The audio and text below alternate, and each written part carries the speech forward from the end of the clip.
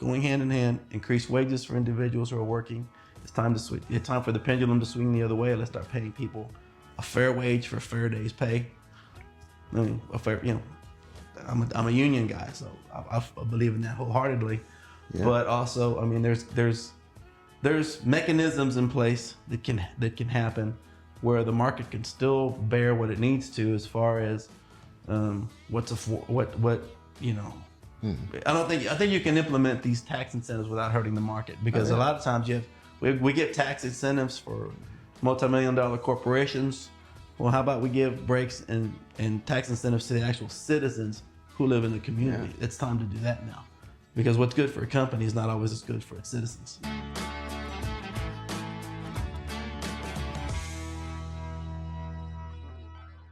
All right, this is the Think Brazos podcast, and we're joined today by Fred Medina. He is candidate for the Democratic primary coming up in March for District 14 of the Texas State House. So, Fred, thank you for coming on the podcast. My pleasure. So let's hear a little bit about yourself. In just a couple of minutes, can we hear a little bit about your background and how you got to the point of running? Sure. Well, Fred Medina. I was born and raised in Bryan, Texas, Brazos County. Really, I live in College Station now. Graduate of Bryan High School, graduate of Texas A&M University, graduated Thurgood Marshall School of Law, Texas Southern University. I was a package car driver for UPS. I was a union steward there. I was a former member of the International Brotherhood of Teamsters, working there delivering packages. I was also a union steward, like I said. I then decided to go to law school afterwards. Went to law school with my wife and 2 kids. That was a challenge. Wow. I was able to get through that though. And I've been practicing law. That was tough, but I have, that's a testament. That's not a testament to me. That's a testament to my wife. Truly is. Hardworking lady. And I have my 2 children, Abigail and Mary, and I have a granddaughter that I dote on a lot. Her name is Zoe. But that's my background for the most part. Military veteran. I was also a veteran of the U.S. Armed Forces. I was a cannoneer in the U.S. Army, regular Army, and 6 years reserve, inactive reserve. Mm-hmm. But that's basically my background right there. Coming into a brief background there. So I've got a wide range of things that I've done in my life. Well, have you run for office any time previous to this? I ran for Brazos County Attorney in 2016 in the Democratic primary, and then I faced off against Earl Gray in the general election, and Earl defeated me, and hats off to him. He ran a great race. More importantly, we ran a very clean race, very respectful race, and he's a very good friend of mine. He's still a good friend of mine, and we haven't talked in a while, but we talk pretty regularly.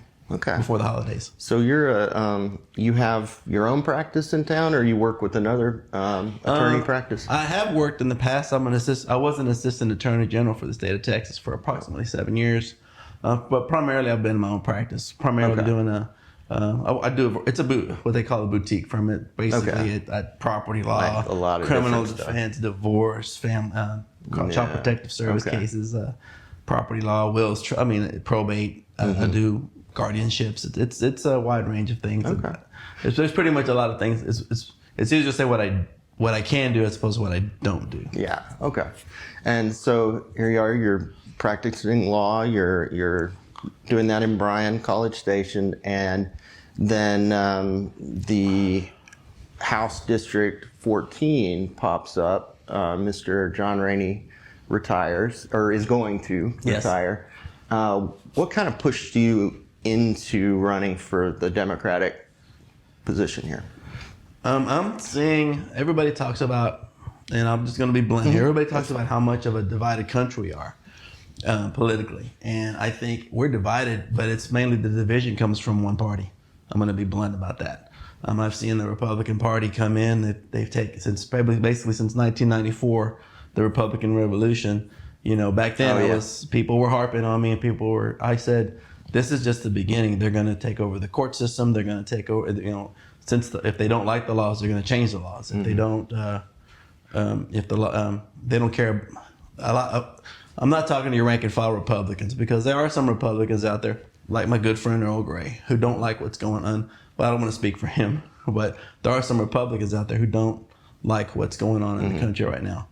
And calling yourself a patriot and storming the Capitol, that's not good. So those were one of the things. And as somebody who, I raised my hand to defend the Constitution against enemies, foreign and domestic. And what I'm seeing is a lot of people under the guise of patriotism stating that we need a revolution. I said, because your guy didn't win, there's not a reason for a revolution.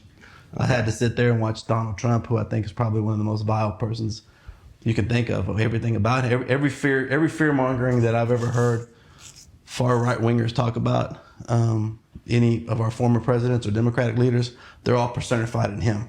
But they turn a blind eye to that. And I'm hoping to get Democrats to the polls. I'm hoping to get independents to the polls and disaffected Republicans, because there's some out there that don't like us. They're quiet about it, but there are a lot of them who don't like the way the country's going.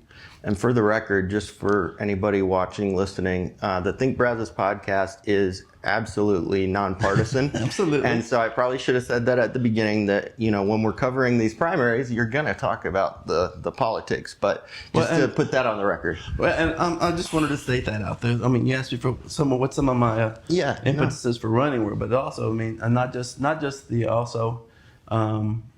lot of social issues that were out there, but for the main part, one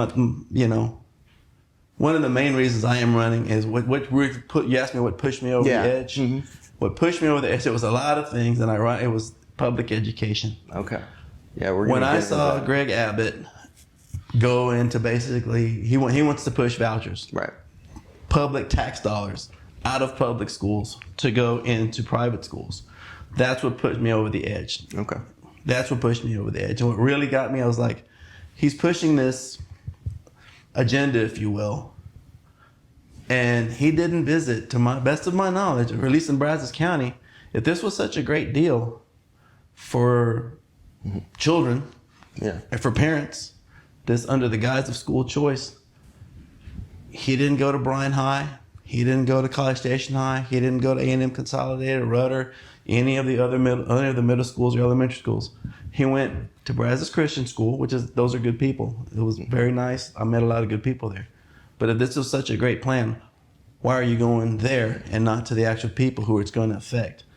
Okay. To me, it was just a dog and pony show, and it was just another pull of public dollars into some private. I mean, if there's problems with the public schools, one of the ways you don't do it is to take money from them. That's flat out ridiculous. And if I'm elected, that's not going to happen. And that's actually one of the topics that I wanted to discuss. So this is totally fine.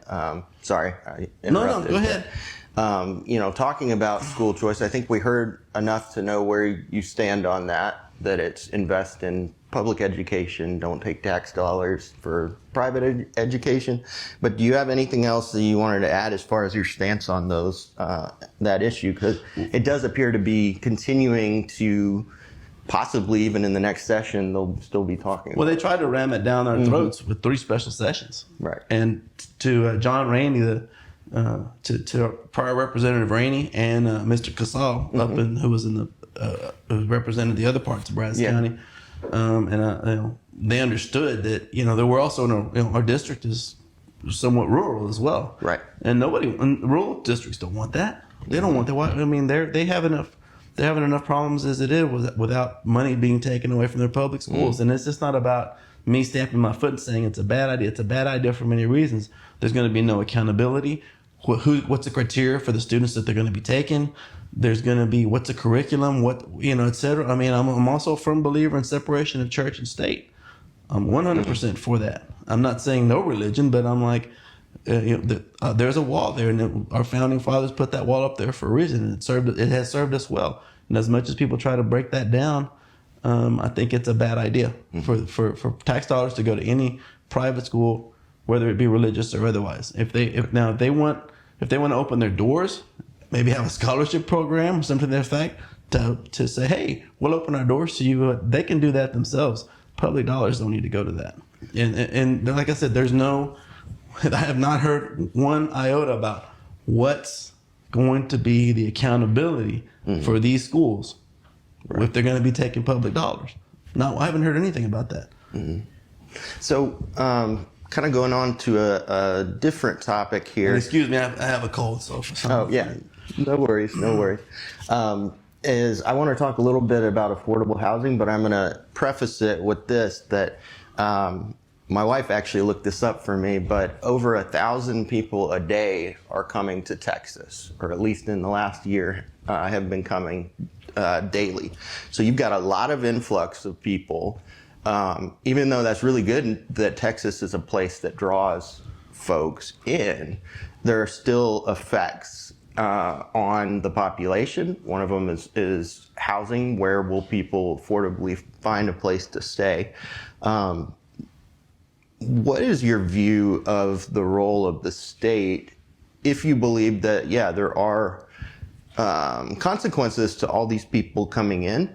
And most people will admit that it does, but I'm sorry, I'm not phrasing this great, but what do you think the role of the state is in things like housing affordability, helping to preserve affordable housing, as well as other policy areas? I think it's first off, not first off, there's a lot of things that go hand in hand. None of them, I think, not one thing is any more important than the other at one particular time. For instance, one of the main things you can do is, number one is, from a standpoint, when you talk about affordable housing, well, that goes with wages. That's one of the things people, or, you always read these magazines or these Forbes magazine, and they talk about, yes, come to Texas. It's a great place for investment. It's a great place for entrepreneurship, a great place to start a company. And that's fantastic. We need that. We need that to continue to come in. That's what's driving our economy. Right. What's ruining our economy is that nothing has stepped up with the cost of living. Minimum wage is still $7.50 an hour, 25 cents an hour. It's never moved up. Right. It's never moved up. You can actually pay someone. That's not a living wage. And there's some people that say, well, those are jobs, those are jobs that are starter jobs for teen. I said, no, a lot of people make a living on those jobs. So let's just get that out of the way. And I'm talking about, even if we look at our county employees, they're here. They receive a rate when they do get a wage increase. I hear the complaints from them all the time. That's barely covering. Well, last year our cost of our insurance went up. It barely covers that. So it's time for, and all these great magazines and stuff that come out and say how great we are for business. On the same vein, we're one of the worst states for labor. If you're not paying, I think Henry Ford said it when he was making his cars, when he was making his fortune. He said he needs to make these cars, but the people who work on these cars need to make the wage to be able to afford to buy those cars. Sure. We've gotten away from that. I mean, that's Henry Ford, hardly a man who's a bastard, one of the greatest business. You say Ford, you say, oh, great businessman. Right. That's what he's saying. So we need to get back to that, to making, first off, you got to give people a fair wage so that they can start buying houses. Second off, you got to make housing affordable. Right. My home right now, we're looking at homes right now as investment properties where it's no longer a shelter. And this is a great place for rentals, but it's not so much a great place for buying a home. What's the affordability? How can you afford to do that? Number one is first off, make the back in it was the 80s.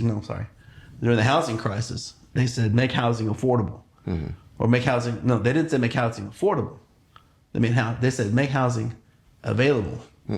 And then they marketed all these different plans for us. And of course, we knew what happened with those plans. There were balloon payments, interest rates, things like that. And they end up almost killing our economy. We definitely don't need anything like that. And now we need to go back and look at that and say, okay, it's not about making bank loans available. It's about making housing affordable. And I think that's where Habitat for Humanity comes into place. Some of these other organizations that are charitable in nature. We don't need charity. We need housing. We need, first off, getting rid of any unnecessary regulations that limit or hold back individuals from investing in housing.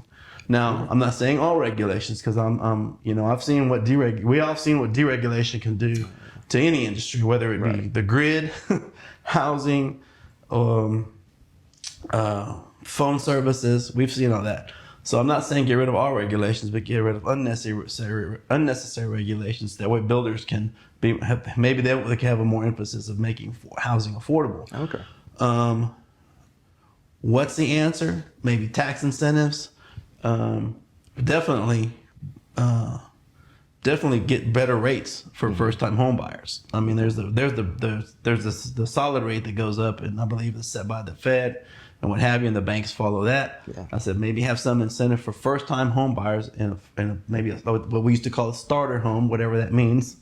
You know, make it more affordable for them. Tax credits for the first few years so that they don't have to get they don't get those crushing bills from property taxes. But that's a double-edged sword here, because now your property taxes are tied to how we fund our schools, and that needs to change. But we need, I think it goes number one, but going hand in hand, increase wages for individuals who are working. It's time to switch. It's time for the pendulum to swing the other way. Let's start paying people a fair wage for a fair day's pay. I mean, I'm a union guy, so I believe in that wholeheartedly. Yeah. But also, I mean, there's mechanisms in place that can happen where the market can still bear what it needs to, as far as I think you can implement these tax incentives without hurting the market, because a lot of times we give tax incentives for multi-million-dollar corporations. Well, how about we give breaks and tax incentives to the actual citizens who live in the community? Yeah. It's time to do that now, because what's good for a company is not always as good for its citizens. Yeah. I wanted to talk about state programs. So if you are elected in November, you would go to the State House, and there'd be a variety of different state programs that have been created to take on the challenge of affordable housing. Some programs work a little better than others. I know Habitat, we're partners with a few of them. They are mainly related to kind of getting more supply of affordable housing. So what I'm hearing from you is that you would be supportive of programs like that, right? I would be supportive of that, but I think we need to think outside of the box too, which is from what I'm understanding. And like I said, I have to, I'm doing the homework on a lot of these things: home affordability, water rights, the grid, wages. Wages, I'm pretty well versed in that. But when I look at housing affordability, so you talk about material costs. That a lot of that is driving it, but I think a lot of that might be what's going on now with the supply chain. I mean, getting the goods, they're not having to wait. Contractors, there's also, from what I understand here locally, there's also contractors are saying there's not a great pool, if you will, of skilled workers to be able to do things. So one of the things, but I understand you need to pay those persons a fair wage as well. Yeah. So I'm thinking a lot of it is, builders are saying, well, if you want to have a skilled workforce, you're gonna it's time to pay for that skilled workforce. Right. But that should now a lot of times I say, well, that's going to get passed on to the customer. Well, that's part of it. Yeah. That's part of it, paying that fair wage. But now you're going to have somebody that can afford that house. But the question is now. Oh, go ahead. No, you. No, so you can have that. You have the. Also, fixing the supply chain. I don't know what can be done about that. Whatever can be done to fix that needs to be done. And if I can do something at the State House, I'll definitely do that. Now, the other thing is having maybe building homes that are we need more thinking outside the box. Your traditional types of wood. I mean, this might not seem something small, but I've been reading things where people are using bamboo, alternative things that work just as well. You don't lose anything, and you can also give those builders something for using more renewable or outside the box materials that continue to build a quality home. Giving them also tax incentives for using it. So now the builder has an incentive to make that home out of something alternative that's readily available and maybe a little bit more cost effective, or if not cost effective, give that builder the credit for thinking outside the box as well. And now they have an incentive to do something, and that goes hand in hand with building an affordable house. Point. So that brings up another interesting point where typically what you're seeing with the position that you are running for, it's the House of Representatives, the Senate, can often be, I don't want to say at odds, but sometimes there's tension there between what they call local control at the local level and quite a bit of oversight from the state level. Your example of kind of freeing up, I guess, supply chain or materials, thinking outside the box, that's something that in a lot of cities currently, you can't necessarily use those materials. And so some states have done things like done statewide regulation allowing for those kind of things. And then others is they leave it, they say local control is what it is and leave it to the local politicians to change that. What side would you say that you plan to be on if you're elected? Yes. Both? It's neither. Here's what I've, in all my years of watching politics, being on the sidelines, being involved in it,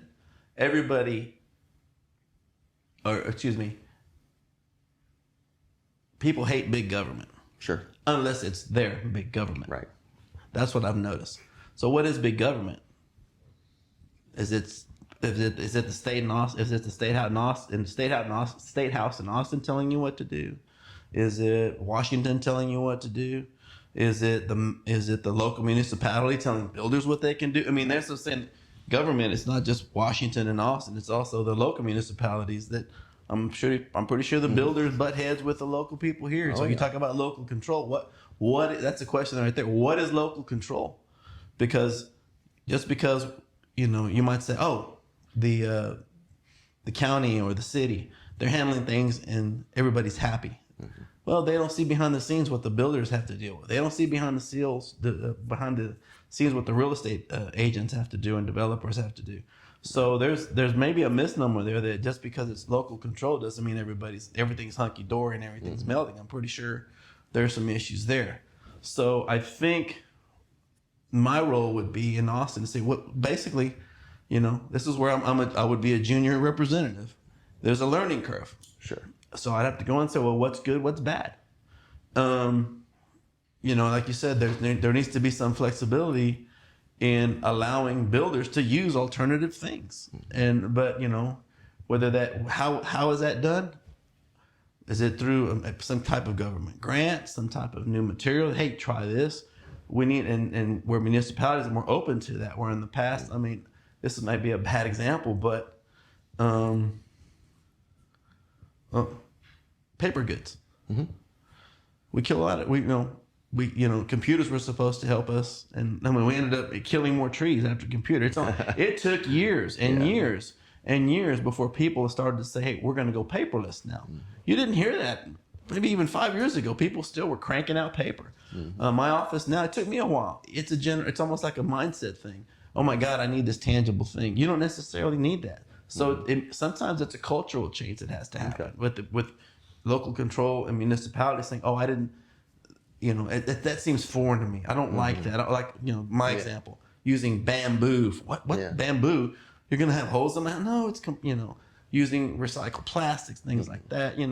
People need to change their mindset on how and that either goes with politicians, builders, what have you, to think outside the box. I mean, there's a lot of smart people in this. There's a lot we can do together, as opposed to what brings us apart. That's an old cliche, but it's true. Okay. Is there anything in the next minute or so that we missed, or anything you'd like to say, and how can people get in touch with you? You can get in touch with me. They can call me at any time. I'll give them my number, 979-985-5679.